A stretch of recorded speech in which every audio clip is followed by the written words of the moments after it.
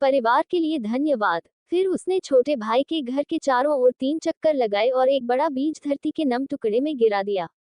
परिवार के देखते देखते बीज एक बेल में बदल गया जो बढ़ती ही चली गई। कुछ ही मिनटों में रसीले खरबूजे बेल पर उगने लगे और जल्द ही वे पक गए और तोड़ने के लिए तैयार हो गए। पिताजी, क्या हम एक जादुई खरबूजा खा सकते हैं? भूखे बच्चे चिल्लाए। छोटे भाई ने बेल से एक खरबूजा तोड़ा और उसे काटा।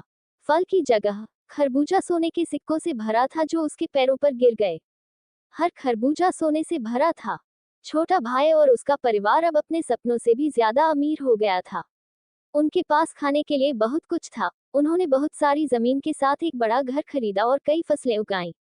जब बड़े भाई ने सुना कि क्या हुआ था, तो वह बहुत ईर्ष्यालु हो गया और एक जादुई पक्षी की तलाश करने लगा क्योंकि उसे भी और पैसे और जमीन चाहिए थी।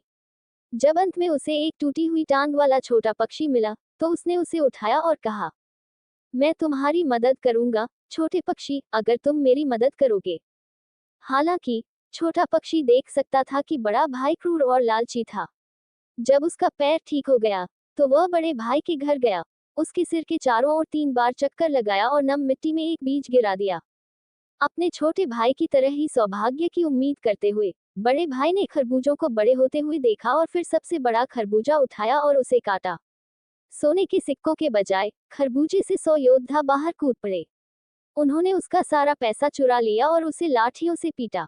यह विश्वास करने में असमर्थ कि सभी खरबूजे खराब थे, बड़ा भाई रेंग कर दूसरे खरबूजे के पास गया, उम्मीद करते हुए कि योद्धाओं से मिली पिटाई की भरपाई के लिए पर्याप्त सोना मिल जाएगा। हालांकि ये खरबूजा फुफकारते सांपों से भरा था जो सीधे उसके घर में घुस गए। उसने तीसरा खरबूजा काटा और चूहों की एक सेना के बाहर निकलने के कारण उसे चकमा देकर भागना पड़ा। इस समय तक जादुई खरबूजे अपने आप फूट रहे थे, जिससे मकड़ियां, चींटियां, दीमक, मधुमक्खियां और कई अन्य जीव निकल रहे थे, जिन्होंने उसके घर और खेत पर आक्रमण किया और सब कुछ नष्ट कर दिया।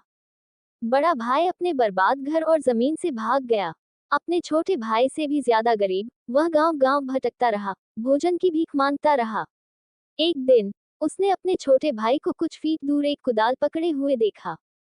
अपने भाई से दूर जाने की उम्मीद करते हुए वह चलने लगा। हालांकि उसके भाई ने उसे दयालुता से देखा और कहा, चलो अपने पिता के कहे अनुसार करते हैं और साथ मिलकर नई फसल बोते हैं। हम जो बोएंगे वही खाएंगे। बड़े भाई ने आंखों में आंसू भरकर देखा और अपने छोटे भाई के हाथ से कुदाल स्वीकार कर ली। उस दिन से वे साथ मिलकर कड़ी मेहनत करते थे और सब कुछ बांटते थे।